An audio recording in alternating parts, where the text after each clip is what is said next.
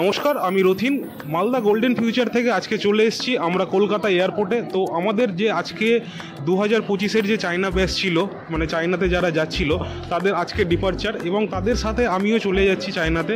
এবং তাদের আমরা এরপরে দেখতে থাকবো যে এরপরের প্রসেসটা কি। আমরা প্রথম থেকেই বলে এসেছিলাম যে আমাদের সাথে আমরা প্রত্যেকটা সময় প্রত্যেকটা জিনিসে আমরা সাথে থাকি, এবং আজকে সেই দিনটা চলে এসছে। তো আমরা আজকে এখান থেকে চলে যাব। তো আমি প্রথম যে আমাদের স্টুডেंट, तो तार काছে আমরা চলে যাচ্ছি। तो আপনারা শুনুন সে নিজের মুখে কি বলছে। ধন্যবাদ। अभी मैं रोहित का साथ बात कर रहा हूँ। रोहित वो रायगंज में रहते हैं। रायगंज से वो जा रहा है चाइना के लिए। तो रोहित, ये लॉन्ग टाइम आप यहाँ पे था, नीट परीक्षा का बाद से आप गोल्डन फ्यूचर मैंने जुड़ गया है। तो इस टाइम ये लॉन्ग टाइम में आपने क्या हेल्प पाया यहाँ से? सब कुछ यहाँ सही था। चाइना में मतलब पढ़ने के लिए जा रहे हैं, वहाँ पर ज़्यादा सही रहेगा। अच्छा, जैसे मैंने पासपोर्ट वीज़ा सब कुछ, तो हाँ, तो गोल्डन फ्यूचर में सब कुछ हमें हेल्प किया, अच्छे से एडमिशन भी करवा दिया।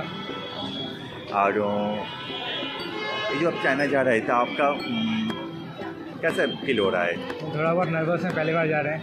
बाकी जाके पता चल, आप लोग मदद कर ही देंगे सब। जरूर हो जाएंगे फिर सब ठीक है।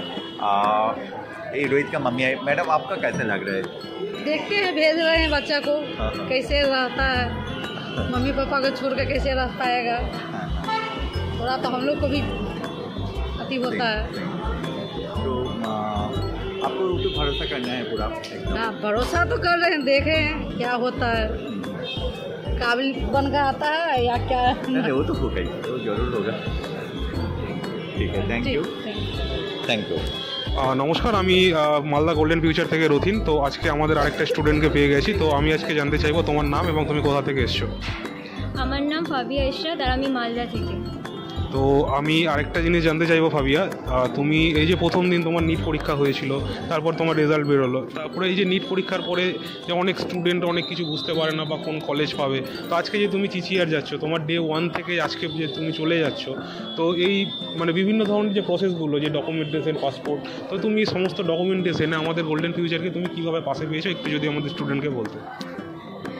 আমি যখন নিট দিয়ে বেরোলাম তখন আমি খুবই টেন্সড ছিলাম, অ্যান্ড ইভেন রেজাল্ট বেরোনোর পরও খুবই টেন্স ছিলাম। বাট লাকিলি আমাদের কাছে গোল্ডেন ফিউচার ছিল, যে আমাকে হেল্প করলো থ্রু আউট দ্য প্রসেস, যে আমি চাইনা যেতে পারছি আজকে। তো খুবই ভালো এক্সপিরিয়েন্স ছিল। Thank you. তো আজকে আমি আরেক ম্যাডামের কাছে একটু চলে যাবো। ম্যাডাম, আপনার কীরকম লাগছে আপনার মেয়ে আজকে চলে যাচ্ছে চায়নাতে? তো আপনি গোল্ডেন ফিউচারকে কতটা বিশ্বাস বা ট্রাস্ট করছেন, তো একটা আমাদের ফিউচার স্টুডেন্টদের যদি একটু বলে দেন। আমি তো মেয়ে দিচ্ছি গোল্ডেন ফিউচারকে, অতটাই বিশ্বাস যতটা মেয়ের ওপরে বিশ্বাস।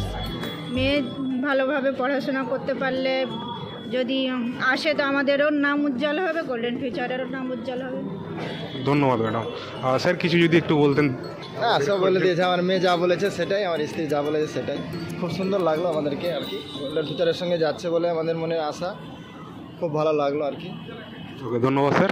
ঠিক আছে।